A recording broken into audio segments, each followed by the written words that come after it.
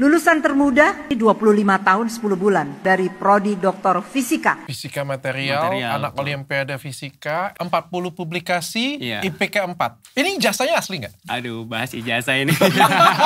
Sebenarnya kemungkinan besar orang-orang yang tidak pintar di Indonesia itu bukan karena merekanya tidak pintar kan. Karena sistem pendidikannya, cara pengajarannya yang keliru. Kalau saya berani bilang ya, rusaknya sedang berat sebenarnya Indonesia. Coba. Kamu jelaskan bagian itu.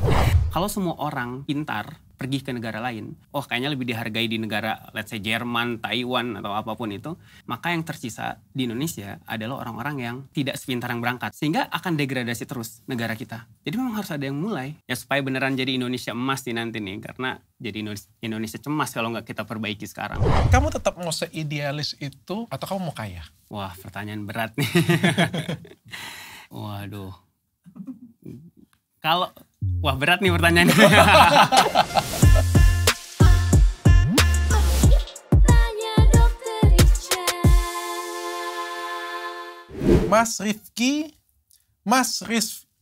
Bacanya apa nih? Rizky Aflaha. Bacanya apa nih?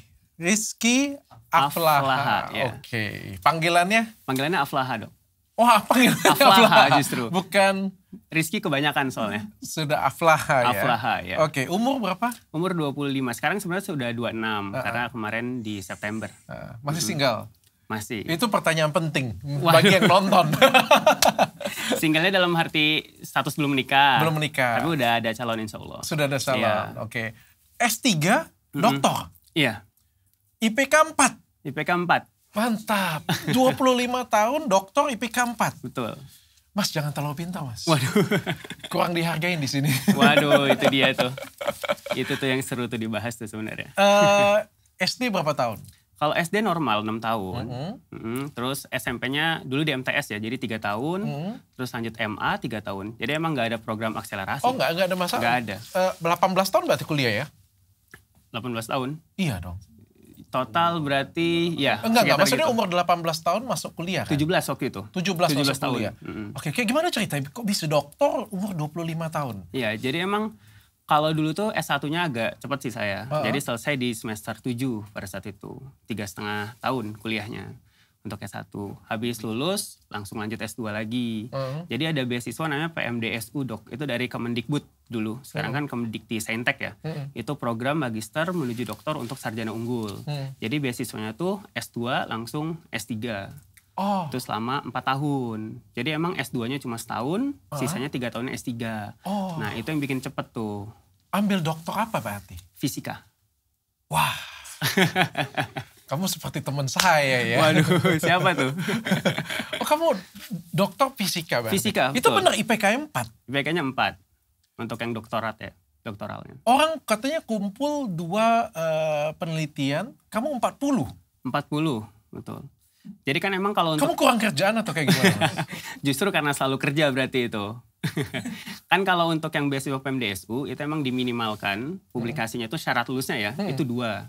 Sebenarnya kalau yang reguler biasa itu cuma 1 bahkan. Nah aku tuh karena emang setiap hari kerjaannya nge-lab, jadi ya bisa kumpul gitu sampai dengan 40. Wow.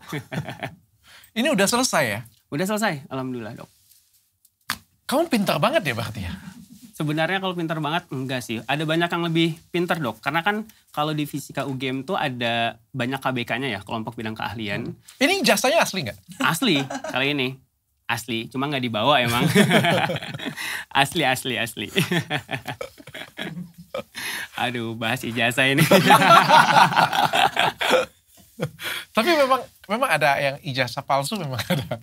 Wah itu kurang tahu tuh saya tuh. Emang siapa Dok yang ijazahnya palsu Dok katanya? Ya tapi memang kamu suka sekolah?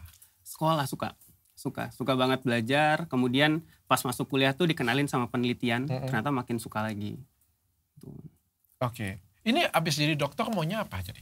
Banyak sebenarnya rencananya. Kalau untuk beasiswanya itu sebenarnya proyeksikan untuk jadi dosen sebenarnya. Cuma memang tidak terikat ke arah sana, diharapkan aja jadi dosen. Nah cuma kalau aku tuh lebih ke ini Dok, gimana caranya dari hasil penelitian itu bisa terhilirkan ke masyarakat. Karena kan kita jarang banget tuh nemu di Indonesia hasil penelitian di kampus bisa jadi produk. Kan itu jarang banget. Iya, Biasanya cuma supaya lulus. Iya, betul banget. Bahkan penelitian-penelitian dosennya juga kan terbatas di ada publikasi kan.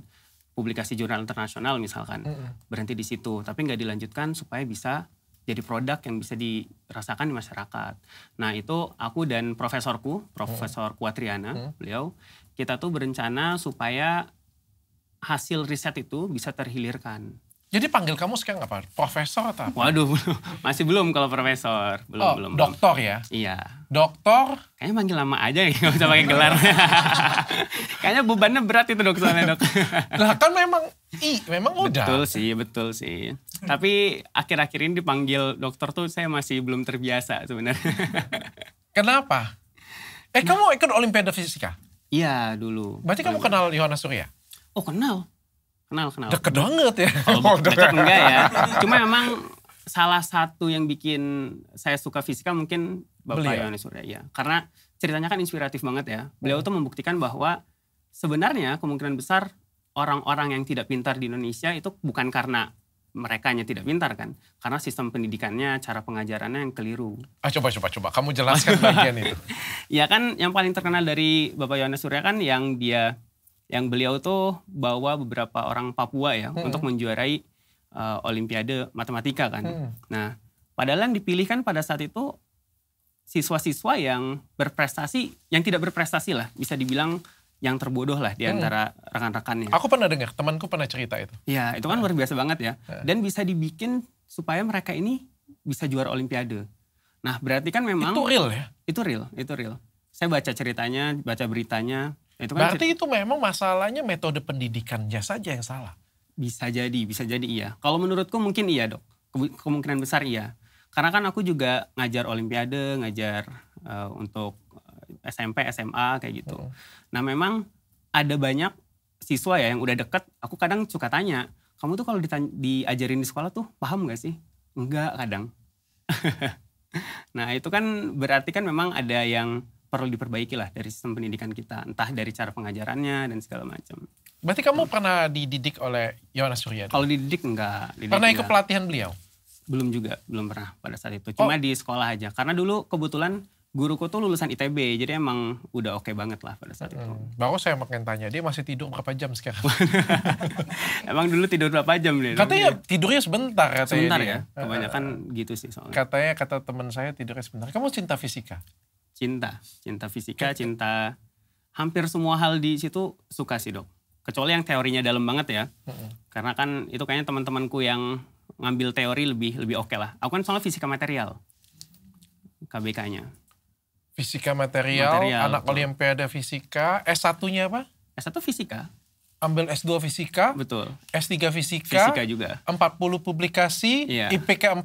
Coba kamu cerita dengan saya dulu lah. Kamu makan apa setiap hari coba? Aduh, itu bingung juga ya. Karena memang sebenarnya nggak menyangka bisa sebanyak itu. Kemudian bisa lulus 4 juga. Karena kayaknya itu dampak dari apa yang saya lakuin sih dok. Nggak yang saya targetin benar-benar harus kayak gitu. Yang penting di setiap harinya ya kita lakuin yang terbaik aja lah. Karena kayaknya itu yang membedakan saya dan yang lain lah mungkin. Kalau yang lain kan misalkan ya untuk publikasi 2 cukup misalkan. Sehingga ketika menuju situ kenceng tuh pace-nya tuh mereka kerjanya. Mungkin setelah udah aman ya udah santai-santai lagi. Nah aku tuh hampir setiap hari selalu datang ke lab.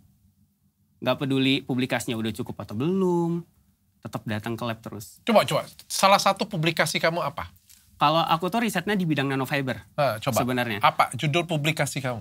Wah ada banyak nih saya sampai gak hafal nih. Yang paling banyak tuh tentang sensor gas sebenarnya. Jadi nanofibernya itu dipakai untuk narik gas tertentu. Jadi kita bisa deteksi gas kayak amonia dan segala macam. Itu riset yang paling publikasi banyak. Lain lagi? Ada yang di bidang air filtration, itu juga tetap pakai nanofiber juga. Cuma aplikasinya untuk memfilter PM lah, particulate matter. Oke, yang lain lagi? Yang lain lagi ada fotokatalis untuk pemurnian air. Oh, ya pokoknya ngerti dulu lah kita. Saya tahu kalian juga kagak ngerti. Jadi memang material banget dok kalau saya dok. Gak yang teori kan ada yang, wah itu dalam banget teorinya tentang kuantum segala macam. Nah aku juga gak paham-paham banget kalau itu. Itu teman-teman yang ambil KBK teori lah, itu yang teori dan komputasional lah yang bisa. Oh. Kamu gak pernah pacaran gak sekolah? Pacaran sih. Bosan banget pasti ya pacar kamu ya, ngelihat kamu ya. Kayaknya enggak deh, karena saya juga enggak yang, mungkin karena lumayan bisa bagi waktu kali ya. Itu juga, enggak yang setiap hari belajar juga sih. Sebisa mungkin waktunya efektif, itu yang jelas Dok. Karena kan aku gak main sosial media juga. Oh. Iya, punya Instagram doang aku. Jadi nggak tahu TikTok. Aku tuh tahu kalau aku lumayan rame di TikTok tuh ya dari orang-orang. Aku tuh nggak lihat sendiri gitu TikToknya serame apa di TikTok. Oh. Coba saya pengen tanya ya, kalau kamu sepinter ini tujuan hidup kamu apa? Tujuan hidup ini seru nih, karena dulu tuh pas aku itu guruku tuh ada yang nanya, cita-citanya jadi apa? Nah ya aku jawab dong, pengen jadi inilah, pengen jadi itulah. Terus beliau tuh nanya, kalau udah tercapai, terus apa? Wah bingung dong, nggak bisa jawab. Saya nggak bisa jawab. Terus guru saya tuh bilang, sebenarnya cita-cita manusia itu kalau bisa bermanfaat jadi bagi orang lain. Nah itu yang selalu saya tanamkan tuh Dok. Jadi nggak peduli saya nanti ada di bidang apa, berkarir di mana. Yang penting saya bisa ngasih manfaat, wah saya udah cukup sih sebenarnya. Kalau cita-cita kamu seperti itu jadi Willy Salim juga bisa. Boleh, ya tapi kan kalau itu terlalu rame deh. Betul, yang penting bermanfaat lah. Jadi kalau setiap kali ada kesempatan yang datang ke saya lihat kalau ini kayaknya bisa ngasih manfaat ke orang lain, oke lah, saya berangkat. Oke, kamu sudah dokter nih, jadi sudah ngelamar kerja belum? Udah pernah kerja? Belum. Soalnya setelah ini saya tuh rencana bangun startup. Udah ada startupnya. Oh, pengen bangun startup? Iya, sedang proses lah, ini lagi jalan. Startup apa? Dia akselerator dan inkubator untuk hilirisasi riset. Karena tadi problemnya tuh Dok, kan nggak pernah ketemu tuh. Bikin di mana? Di FMIPA. Di Indonesia? MIPA UGM, iya. Oh, di Indonesia. Jerman aja Mas. Menurut kamu bisa berkembang nggak di sini? Kalau optimisnya sih bisa, kalau lingkungannya sportif. Untungnya sejauh ini ya masih didukung oleh profesor saya dan rekan-rekan yang lainnya gitu. Kalau berat, ya pasti berat ya Dok ya. Karena mungkin secara lingkungan tidak mendorong ke arah sana. Kan udah jadi budaya banget tuh program riset, nggak sampai ke hilir banget kan. Sehingga tantangan tersendiri. Saya juga dan rekan-rekan saya ngalamin masalah. Kayak ini risetnya udah jadi, mau bikin izin edar aja, itu susah banget ternyata administrasinya. Saya tuh baru tahu. Saya kira ya udah kita mau masarin. Bikin izin edar Mas. Izin edar tuh. Jangan gini itu Mas, bikin izin usaha aja di Indonesia susah. Betul. Nah itu kan hal-hal baru yang saya baru tahu kan Dok, setelah menjalinnya langsung. Nah tapi untungnya tetap disupport sama rekan-rekan yang lain. Tetap jalan. Ya jalannya mungkin tidak akan mudah ya, tapi kan tidak ada salahnya saya coba. Kamu masih tetap idealis ya orangnya? Iya, sebelum ketemu realitasnya kayak gimana nanti nih. Aku punya cerita sih. Jadi waktu SMA, saya kan salah satu siswa berbakat juga pada waktu itu. Saya ketemu 2 orang teman. Kalau kamu benar-benar anak Olimpiade Fisika, mungkin kalau kamu ngelihat sejarah, kamu akan kenal dengan temanku, salah satu temanku. Jadi pada waktu aku di SMA, kami berdua itu salah satu yang paling pintar di sekolah. Aku dikirim ke Olimpiade Matematika, sedangkan temanku ini dikirim ke Olimpiade Fisika. Namanya Yudhistira Virgus. Oh iya. Jadi pada saat itu tahun 2002 ya, sekitar tahun 2002 dan 2021 tahun 2001 tahun 2002 aku mewakilin sekolahku matematika, Yudhistira Virgus mewakilin teman di fisika. Ternyata dulu tuh kami berteman dekat dan sama pintarnya. Tapi ternyata rezeki berkata lain. Aku ternyata cuma sampai ke nasional dan temanku ini sampai ke tarafnya internasional. Kelas 3 SMA, dia menang Olimpiade Fisika Internasional. Dia dapat emas. Pas dia pulang ketemu dengan aku, dia ngobrol dengan aku sudah gak nyambung lagi dia ngomong apa. Entah itu fisika kuantum lah, fisika apa. Betul. Pokoknya dia ngomong dengan aku, tiba-tiba aku ngerasa kayak dia dari planet lain lah. Terus, aku sadar diri bahwa aku miskin, sedangkan dia anak orang kaya. Dan aku bilang aku mau jadi dokter. Akhirnya aku jadi seperti diriku sekarang. Sedangkan dia tunda sekolah 1 tahun. Dia ambil fisika di ITB, tapi sebelum ambil fisika di ITB, dia tunda sekolah 1 tahun, bayangkan. Untuk ikut Olimpiade Fisika 1 kali lagi. Kamu tau gak dia dapat apa? Dia dapat Olimpiade Fisika Dunia Internasional, emas dengan nilai tertinggi. Okay. Namanya Yudhistira Virgus. Kamu boleh tanya dengan Yohanes Surya juga, itu teman akrabku pada waktu SMA. Lalu dia ambil S1 di ITB, dan sekarang dia lagi ada di Amerika. Dia S3 di Amerika. Kalau ditanya dengan saya, siapa yang lebih sukses? Tentu saja jauh dengan saya. Iya. Tapi dia passionate. Iya. Tapi dia passionate. Dia memenuhi passion dia, itu ada gambarnya di situ. Bahkan namanya ditulis ada ya. Kalau dulu nama saya dicari nggak ada pasti. Tapi dia passionate, dia kalau nggak salah aku kerja di YouTube atau di Google. Aku nggak salah. Di Google ya, dia kerja di Google. Ya kalau dibandingkan dengan aku pengusaha ya. Betul. Pengusaha, public figure juga, ya tentu nggak apple to apple ya. Tapi pada zaman dulu kan dia keren sekali ya, dan dia passionate sekali. Aku balik lagi ke kamu. Kamu passionate sampai sekarang. Kamu tetap mau seidealis itu atau kamu mau kaya? Wah, pertanyaan berat nih. Ya tergantung ya dok ya. Karena kalau misalkan ngomongin idealis itu kan tentang mimpi dan cita-cita yang kita bawa ya sebenarnya. Ya pasti kita bakal kerja keras untuk itu. Pasti untuk kerja keras untuk itu. Saya juga karena masuk ke dunia baru ya saya habis-habisan belajar di sana. Karena udah nggak ada lagi tuh apa yang saya bawa di lab tuh. Udah hal baru, gimana caranya ini produk, pokoknya terjun ke pasar. Ya tapi kan tetap saya lakuin karena bawa cita-cita tadi. Karena kalau nggak dimulai ya selamanya Indonesia bakal gini aja kan. Nggak pernah ada program produk riset yang dipakai di masyarakat gitu. Sampai kapanpun kita akan jadi konsumen aja. Tentu harus ada yang mulai. Nah ya saya istilahnya mencoba untuk mulailah hal tersebut. Nah tapi kalau ngomongin masalah uang dan segala macam mau jadi kaya atau enggak, kalau saya sih mungkin cukup di standar di mana semua yang saya inginkan tuh tercapai lah, nggak yang susah-susah banget, pokoknya hidup stabil itu udah cukup sih kalau menurut saya. Oke, saya ulang pertanyaan saya dengan lebih konkret. Kamu pengen menjadi seorang Dr. Richard Lee? Ya, saya nggak perlu ceritakan kamu siapa Dr. Richard Lee. Saya rasa kamu sendiri sudah tahu.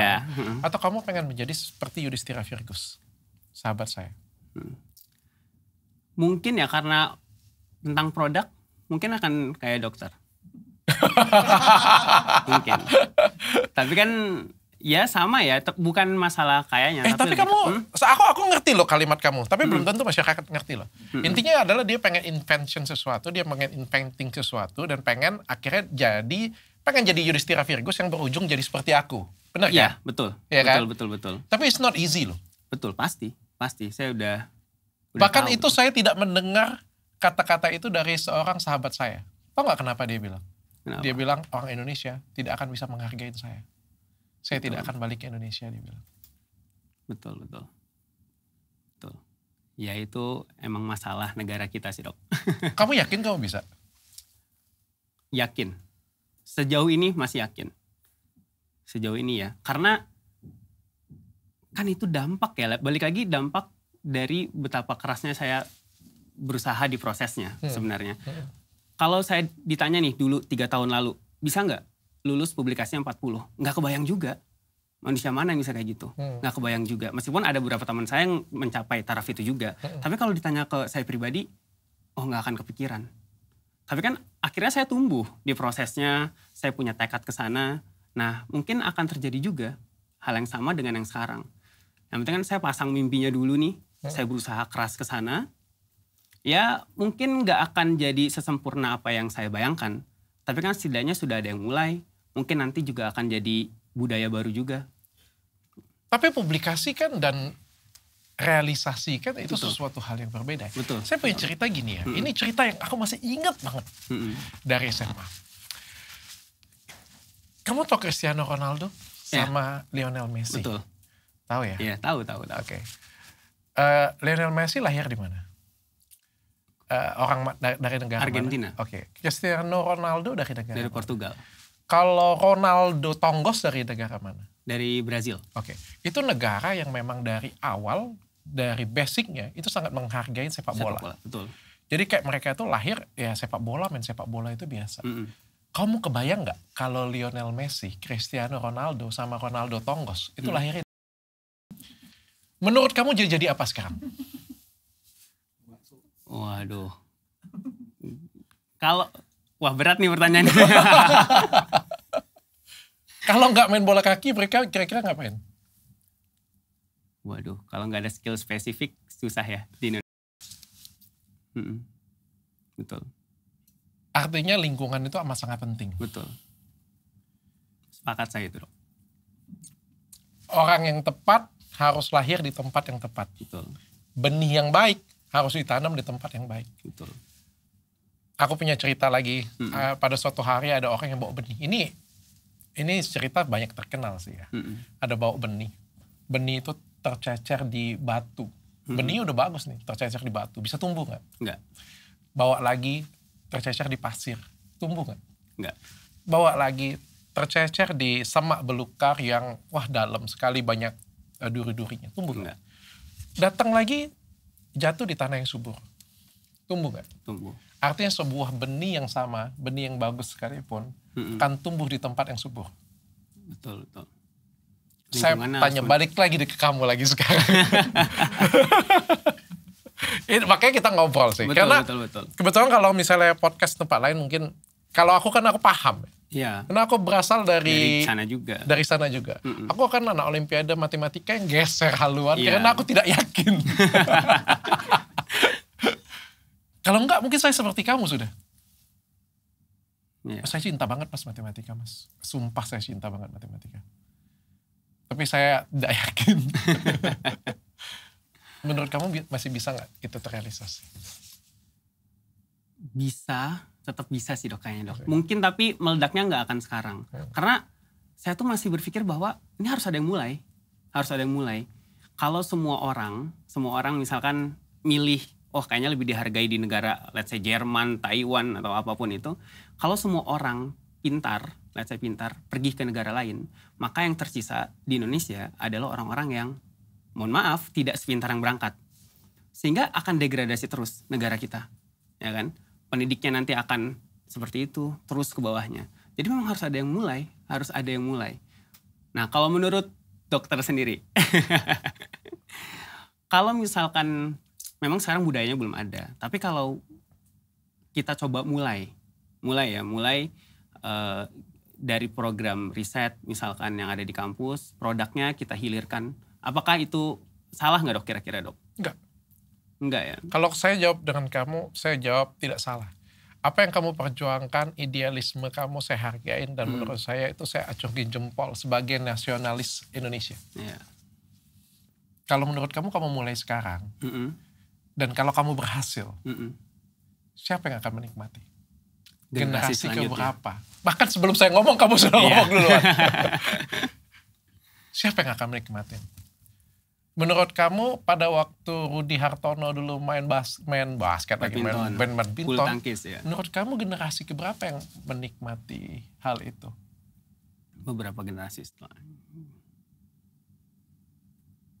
Memang gak segampang itu sih. Betul. Memang harus ada yang mulai. Tapi kamu luar biasa sih pengen jadi pahlawan yang mulai. Saya doakan kamu. Ya, semoga deh. Karena hidup kita kan cuma satu kali. Betul. Kamu gak bisa ngulang hidup kamu lagi. Enak kalau misalnya kamu bisa ngulang hidup kamu lagi. Habis itu kamu ada di generasi kedua. Habis itu kamu ada di generasi ketiga. Tapi menurut kamu apa sih masalahnya di Indonesia sampai orang berprestasi itu gak disupport? Dari sistemnya sih. Dari sistem di atas, orang-orang di bawahnya juga. Jadi memang rusaknya sedang berat sebenarnya Indonesia. Kalau saya berani bilang ya, rusaknya sedang berat. Orang-orang di bawah pasti mereka lebih seneng nonton yang viral-viral daripada yang let's say berprestasi. Kalau disuruh nyebutin orang viral gampang. Coba disuruh mereka diminta siapa yang berprestasi di Indonesia, pasti susah banget. Dari grassroots-nya aja ya kita emang kurang dihargai. Dari atas kebijakannya juga nggak yang mendukung kita untuk tumbuh sebenarnya. Jadi memang sulit, secara sistem memang sulit. Harus pelan-pelan kita coba benahi. Tapi kan kalau misalkan kita tidak mulai dari sana, ya nggak akan ada perubahan. Indonesia bakal gini-gini aja dok. Menurut kamu viral karena apa? Karena... Ayo kita bedah ya. Oke. Yang paling rame ya, itu karena lulus muda. Ini saya juga pengen debatin. Lulus muda, IPK-nya 4, di UGM. Oke. Yang mana kalau menurut saya pribadi, itu bukan hal yang luar biasa. Menurut saya. Karena usia muda, mungkin karena saya kebetulan aja dulu masuk sekolahnya awal. Banyak kebetulannya sebenarnya. Kebetulan saya dulu pas S1 lulus di semester 7 sehingga bisa langsung ambil beasiswa PMDSU. Karena beasiswa PMDSU itu mulainya Maret dok. Teman-teman saya seangkatan pada lulus Agustusnya. Jadi kan belum bisa ambil. Terpaksa nunda 1 tahun. Saya pada saat itu lulus awal sehingga bisa ambil. Jadi nggak ada yang spesial. Termasuk IPK 4, itu menurutku bukan hal yang terlalu berat. Tapi mereka kan nge-highlightnya dari sana.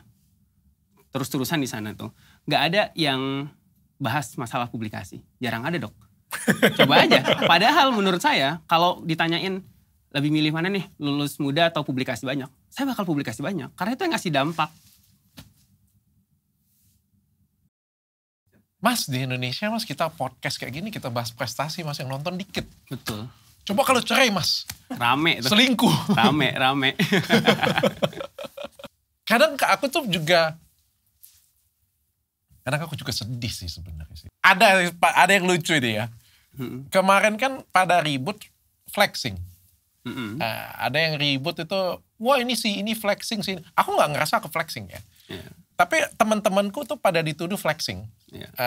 Ada yang si A dituduh flexing, si B dituduh flexing. Benar, memang kontennya flexing semua. Memang aku akuin dia flexing semua. Tapi kalau aku boleh bela mereka, konten mereka flexing itu rame. Siapa yang nonton? Iya, orang-orang juga. Kenapa bisa rame? Karena mereka suka. Iya. Terus kenapa mereka marah dengan sesuatu hal yang mereka juga suka? Betul. Mereka marah karena mereka suka. Kan lucu kan? Iya, betul. Kalau kamu memang gak suka, ya jangan ditonton. Reject dong. Dan kalau kamu reject, emang orang akan flexing? Gak akan. Sekarang orang berani flexing gak? Gak berani. Kenapa? Karena semua, ada yang kemarin flexing rumah dijarah. Iya. Betul. Berani gak orang flexing? Mana berani lagi orang flexing? Iya kan? Coba kalau misalnya orang flexing masih rame. Semua orang lakukan pasti. Sama satu lagi ya. Ini belum diprotes orang nih. Persamaan TikToker terbanyak di Indonesia. Followersnya terbanyak. Apa persamaannya? Sama-sama. Kamu sama-sama peneliti kan? Iya. Ya, kamu cari ya. Nomor 1 sampai nomor 20. TikToker terbanyak di Indonesia. Tarik satu garis persamaan. Kalau penelitian kayak gitu kan? Iya, betul. Tau gak apa? Apa dok? Saya nggak main TikTok soalnya. Satu garis persamaan. Tau gak apa? iPhone. Oke. Bagi duit, iPhone. Kenapa itu kami? Banyak yang suka ya. Kalau suatu hari mereka marah-marah, pengen kutunjukin muka mereka. Kan kalian yang suka. Terus kenapa kalian yang mau marah? Kenapa yang kayak gini punya nih, yang emas seperti ini punya, ada siapa lagi tuh, Davon dengan siapa ya, 2 orang yang Olimpiade Matematika ya, berprestasi, yang nonton dikit. Aku senang banget loh, COC itu rame loh. Oh iya. Clash of Champion itu rame, aku senang banget loh. Saya senang banget juga itu. Tapi susah banget. Iya. Betul. Untuk menduplikat program seperti itu supaya rame lagi juga itu susah banget. Gak gampang. Iya. Makanya kita tuh kadang-kadang aku duduk di sini pengen bawain podcast, pengen ya tamunya kayak kamu semua sih. Tapi gak ada yang nonton gimana mas? Iya, betul. People like drama lah. Iya. Tapi kayak gimana caranya untuk merubah jadi bangsa Indonesia jadi lebih baik menurut kamu? Pertama tentu dari atas ya, dari pemerintah, karena semua kebijakannya kan mau nggak mau pasti diikuti sama masyarakatnya. Kalau kebijakannya oke, masyarakatnya mau nggak mau jadi oke juga. Jadi emang yang di atas tuh megang peran sangat penting banget. Sambil di bawahnya ya juga memperbaiki diri. Ya sama kayak yang dokter tadi bilang lah. Gimana kita mau maju kalau misalkan yang ditonton oleh mereka adalah yang seperti itu. Ya kan? Karena kan ya aku juga suka bingung sih dok. Saya tuh suka bingung kalau kayak masyarakat Indonesia tuh protes DPR-nya inilah, itulah. Lah kan DPR siapa yang milih? Mereka-mereka juga gitu. Ya kan itu... Ya, kita yang milih gak benar, kita yang mau marah dengan dia. Iya, itu kan aneh kan? Aneh menurut saya. Ya itu jadi emang di semua lini dari mulai paling atas sampai dengan paling bawah memang butuh diperbaiki pelan-pelan lah. Gitu. Ya supaya beneran jadi Indonesia emas nanti nih. Karena jadi Indonesia cemas kalau nggak kita perbaiki sekarang kan. Termasuk dengan sebenarnya kita sekolah juga ya. Terlalu permisif sih. Kita tuh sebenarnya melakukan korupsi itu kan bahkan dari kita sekolah ya, dari kita SMA, SMP, SD bahkan mungkin ya. Kan kalau misalnya ada apa-apa kan selalu ngomong, ya udahlah. Iya. Iya kan? Betul. Seperti ini punya nanti, kamu pakai sepatu coklat loh. Ini kalau di sekolah itu harusnya coklatnya full loh. Ya udahlah. Iya. Kita tuh selalu budaya permisif. Yang akhirnya selalu ke bawah sampai ke atas, sampai ke dunia kerja, nitip kerja, dan akhirnya sampai ke pemerintahan. Ini sudah menjadi budaya bahkan aku bilang. Itu yang susah tuh dari negara kita dong. Ya karena emang sejauh ini sih, kayak profesor saya tuh ya sempat nyaranin juga, Mas mending berangkat ke sini, mending berangkat. Kemarin sempat tawarin ke Taiwan kalau mau. Nah saya tuh gak bisa, entah kenapa gak bisa aja. Bukan yang berarti nggak mampu berangkat ke sana, ya mampu. Peluangnya ada kok, nggak ada masalah juga dengan semua halnya. Ya cuma agak gimana ya? Di hati kecil saya tuh nolak dok. Wah luar biasa. Entah kenapa. Saya kasih tepuk tangan dulu. Ada rasa kayak, saya dari dulu sekolah negeri terus ya dok ya. Berarti kan gratis kan dulu, 12 tahun belajar. Terus S1 negeri juga, S2, S3 dapat beasiswa dari negara kan.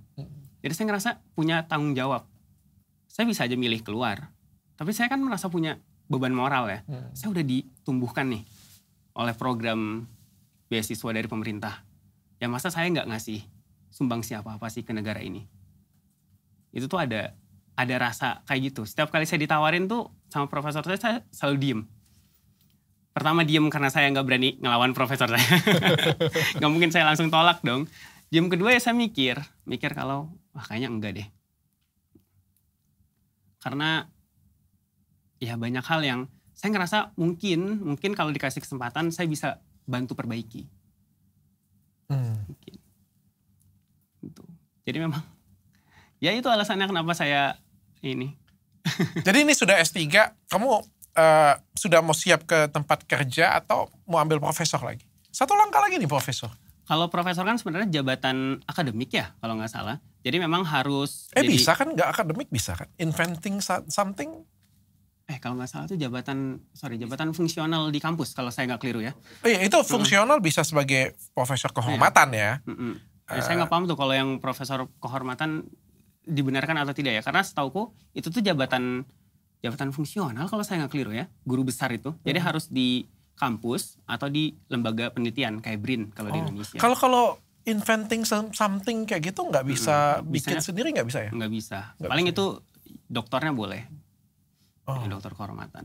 Harus dari universitas ya berarti ya? Karena kalau dapat profesor maka dampaknya beliau tuh punya tanggung jawab untuk mengajar berarti kan. Oke. Dari dulu aku sebenarnya cita-citanya pengen jadi profesor. Cita-cita aja. Bisa dok berarti lanjut. Nggak enak. Enggak. Yang penting mas kita punya banyak duit aja mas. Sekarang itu ya. Realistis aja lah ya. Bagi kamu deh, punya banyak duit itu penting gak? Penting. Karena itu pun yang selalu dibilang sama profesor saya sih. Ini perut harus keisi dulu supaya otak tuh lancar. Makanya kami tuh teman-teman di lab selalu difasilitasi semua risetnya. Jangan sampai kita mikirin, aduh mau beli bahan ini nggak uangnya, mau pengujian ini nggak ada uangnya, itu selalu difasilitasi oleh profesor kami. Karena prinsipnya itu, kalau perut udah keisi, kalau kita udah nggak mikirin hal-hal lain, ya lancar tuh untuk pendidikan, untuk penelitian. Jadi penting. Penting banget ya. Kalau nggak bisa bantu orang, nggak bisa bikin project. Betul. Project juga kan butuh dana ya. Butuh dana, betul. Butuh dana ya. Tapi kamu mau sekolah lagi atau kayak gimana sekarang? Cukup kalau untuk sekolah ya kayaknya. Cukup, ya. Udah kebanyakan. Udah selesai. Ini mau bikin startup sendiri? Bareng profesor saya. Bareng profesor? Iya, udah ada sebenarnya. Udah didirikan lah, udah sah secara itu. Nah ini kita lagi berusaha supaya cari jalan untuk produk-produk riset. Itu bisa dihilirkan. Nanti bisa digunakan di Indonesia. Boleh nggak saya tanya, kalau untuk kamu cari pendapatan, cari uang, sekarang bagaimana? Sekarang udah ada sih sebenarnya pendanaan dari perusahaannya. Karena kan kita joint venture sebenarnya. Oh, udah dapat ini ya, investor ya? Iya, kita joint venture sama Volantis namanya, Volantis Technology. Itu perusahaan AI gitu. Kita joint venture sama sana, tapi kita khusus untuk menghilirkan produk riset yang ada di kampus. Tuh. Berarti kamu di situ digaji atau? Iya, sejauh ini ada income dari sana lah. Bagaimana sih gambaran di pendidikan di Indonesia? Saya tidak menampik kamu S3 UGM lagi. S3 UGM umur 25 tahun dengan IPK 4 publikasi kamu 20 publikasi itu luar biasa acongan jempol.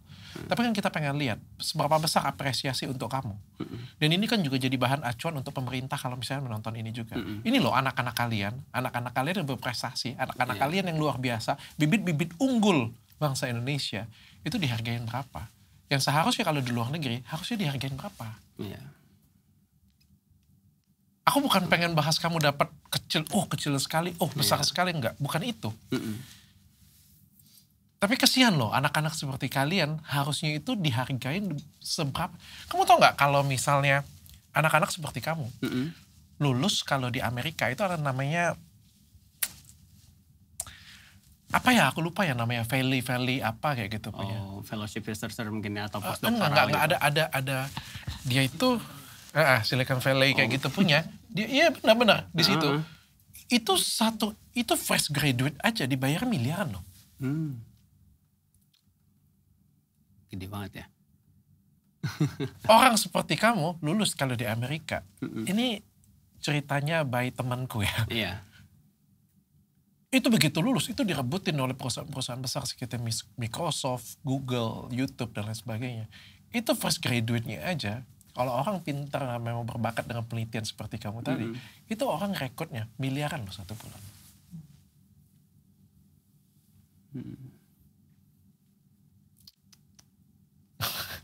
Gede banget ya.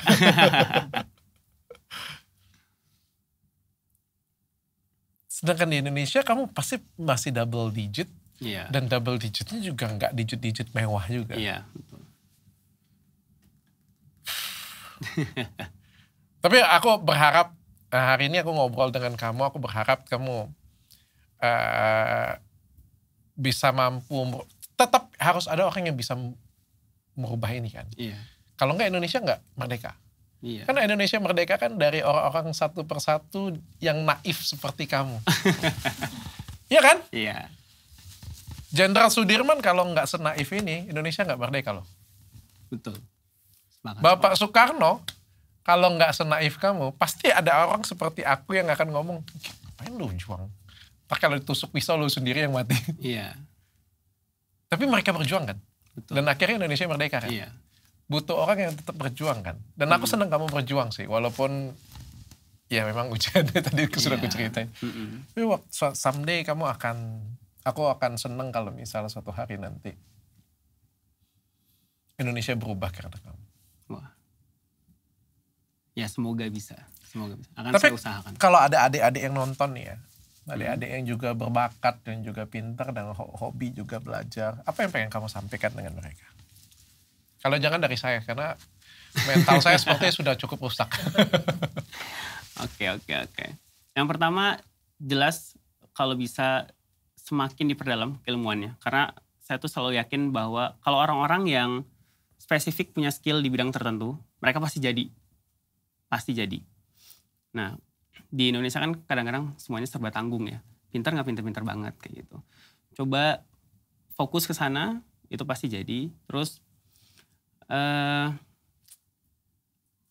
pakai waktu dengan efisien ya kayaknya Dok ya. Untuk orang-orang pintar nih kadang kayaknya mereka terlalu santai deh. Karena saya lihat banyak orang berbakat di Indonesia tuh, teman-teman saya sih sebenarnya, kayaknya terlalu santai mereka hidupnya gitu. Mungkin kalau waktunya dipakai dengan lebih efisien lagi, karena kan mereka emang basicnya punya kecerdasan yang oke ya. Kayaknya bakal jauh bisa ngasih dampak. Dan untuk para peneliti, kalau saya nih, misalkan anak-anak muda pengen jadi peneliti, mungkin lebih difokuskan lagi supaya produknya tuh ready to market sih sebenarnya. Karena termasuk saya sendiri, ini otokritik buat saya tuh dulu riset aja dong. Nggak ada pemikiran ini harus dipakai nih di masyarakat. Gitu. Terimplementasi ya. Betul. Dan itu sayang banget kan, sayang banget. Mungkin kalau dulu saya langsung berpikiran gimana cara produknya sampai market, ya mungkin udah ada produk-produk saya di pasaran sekarang. Tapi kan saya baru sadarnya sekarang ini, dan itu saya juga coba perbaiki. IQ kamu berapa ya? Wah, IQ nih, nanya-nanya IQ rame nih kemarin. Terakhir cek udah lama banget Dok, saya nggak tahu itu relevan atau enggak, karena juga lembaganya kayaknya bukan lembaga resmi ya, lembaga konsultan psikologi biasa. Skornya 147. Itu bukan tinggi badan ya Pak ya? Bukan. Mana yang menurut kamu lebih penting? Kalau sekarang kan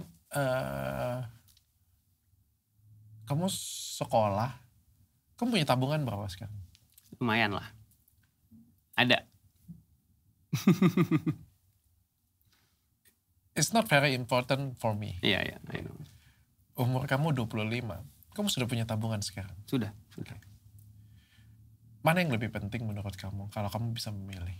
Saya punya teman, umurnya 25 tahun juga. Dia tidak kuliah. Tapi dia punya triliunan. Oke. Saya kayaknya tahu temannya dokter siapa. Mudah ditebak ya? Iya, sangat mudah ditebak.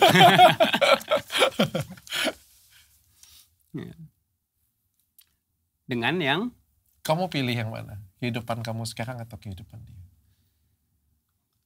Kalau untuk kehidupan temennya dokter nih, kayaknya tidak banyak yang dikasih jalan seperti temannya dokter.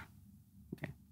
Jadi probabilitasnya sangat kecil dari yang semua perjalanan yang dia tempuh nih. Sedangkan kalau untuk pendidikan seperti jalur yang saya tempuh, itu kan sebenarnya memperbesar peluang. Memperbesar peluang. Jadi ketika peluangnya kecil, ya dengan kuliah, dengan lanjut kuliah, yaitu memperbesar peluang. Kalau saya disuruh milih, saya akan milih jalur saya sekarang sebenarnya. Karena saya dari dulu gak pernah nyesali apa yang sudah saya tempuh sih Dok. Jadi menurut saya ini sudah oke. Dan memang ini yang saya proyeksiin dari dulu. Tapi kamu setuju gak kalau misalnya ada kata-kata sekolah itu scam? Enggak setuju saya. Pendidikan bisa dapat di mana aja, saya setuju. Nggak harus di sekolah, betul. Tapi kalau bilang sekolahnya scam, apalagi kalau bilang kuliah scam, wah enggak sih kayaknya. Enggak. Bagi saya, kalau bagiku, orang tua aku kan dulu miskin. Miskin sekali. Papa mamaku kan miskin sekali. Yeah. Untuk makan aja susah. Tinggalnya di rumah susun. Untuk makan, untuk kehidupan mereka susah. Dan satu-satunya menurutku, cara mereka keluar dari garis kemiskinan mereka adalah dengan berinvestasi pada pendidikan. Betul. Dan mereka berinvestasi pada pendidikan anak mereka, yaitu saya. Yeah. Ya, saya produk ya. Kalau andai kata mereka nggak investasi pada pendidikan saya, mungkin mereka masih miskin sekarang. Dan sekarang mereka menikmatin hidup karena mereka investasi pada pendidikan. Betul. Tapi memang benar kata kamu tadi bahwa pendidikan not the only one dan nggak hanya bisa dicapai di sekolah aja ya. Bisa dicapai juga di tempat yang lain. Betul. Jadi untuk adik-adik terakhir, sekolah atau enggak? Sekolah lah, pasti. Sekolah yang benar. Walaupun sekolah yang benar belum tentu menjamin kesuksesan. Oh itu jelas, gak ada yang bisa jamin kesuksesan. Tapi kalau saya dulu mikirnya gini, kan dulu pas saya S1 ada yang bilang, ngapain sih IPK tinggi-tinggi? Belum tentu sukses juga. Ya saya jawab, ya yang IPK-nya tinggi aja belum tentu sukses, apalagi yang kecil. Sukses nggak sukses tuh nggak ada yang tahu sebenarnya. Tapi kan kita berusaha. Pendidikan salah satu jalannya menurut saya. Salah satu jalannya. Oke, walaupun kamu belum sukses, saya pengen tanya, kamu kan calon orang sukses. Amin, amin. Sekarang saya pengen tanya dengan kamu. Menurut kamu, jadi kalau IPK tidak menjamin kesuksesan, sekolah tidak menjamin kesuksesan, bagaimana cara mencapai kesuksesan itu? Melatih banyak skill sebenarnya. Sekolah kan sebenarnya untuk intelektual. Untuk otak nih biar jalan. Oke. Beberapa orang lain ya bisa jalan juga otaknya dengan menempuh pendidikan lain di luar sekolah. Itu yang pertama. Sekolah setidaknya secara intelektual kita oke. Kalau kita benar sekolahnya. Kalau kita dididik dengan baik. Kedua, skill untuk praktikal sih sebenarnya. Karena kita punya ide, gak bisa praktek, itu keliru juga menurut saya. Jadi susah lah. Banyak orang pintar bingung kan. Jangan kan gitu. Dokter pasti banyak ketemu orang yang, wah ini jenius, ngomong aja susah. Banyak kan pasti ketemu kayak gitu. Nah itu kan skill-skill lain, skill praktikal. Idenya itu harus bisa disampaikan, harus bisa dilakukan. Itu skill lain. Kemudian skill emosional juga. Di posisi saya, banyak dok yang bilang kayak dokter, ngapain di Indonesia? Kalau saya nggak punya emosi yang stabil nih, kayak ya udahlah, mending berangkat aja sana ke luar negeri. Ya itu kan nggak akan jadi juga. Maksudnya butuh 3 skill tadi setidaknya. Pendidikan untuk yang intelektual. Ya yang 2 lagi nih, nggak pernah diajarkan di sekolah sebenarnya. Itu PR kita sama-sama tuh kayaknya. Oke.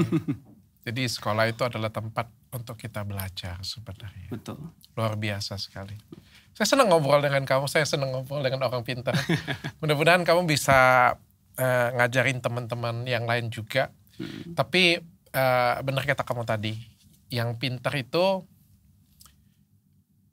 kan adalah awal ya. Iya. Berprestasi sekolah itu adalah awal. Pada akhirnya itu bagaimana cara kita mengimplementasikan ke masyarakat. Saya bukan yang paling pintar. Iya. Sekolah dulu saya nggak ranking 1. Saya nggak pernah ranking 1 bahkan. Belasan. Olimpiade matematika walaupun saya ikut ya. Nggak pernah juara 1 juga sih. Iya. Nggak pernah juara lah. Kuliah banyak yang lebih pintar dari saya. Kuliah waktu kedokteran teman saya IPK-nya 4. Saya enggak. Saya kena marah terus. Yeah. Malah sering kena usir dari kelas. Tapi pada waktu saya di posisi saya seperti sekarang, dan saya melihat teman-teman saya yang juara umum, juara 1, semuanya nggak ada yang secara finansial ya. Yeah. Secara finansial, secara ini mereka nggak lebih baik daripada saya. Artinya pendidikan bukan yang nomor 1, tapi bagaimana cara kita mengimplementasikan langsung ke masyarakat. Betul. Sepakat kalau saya itu.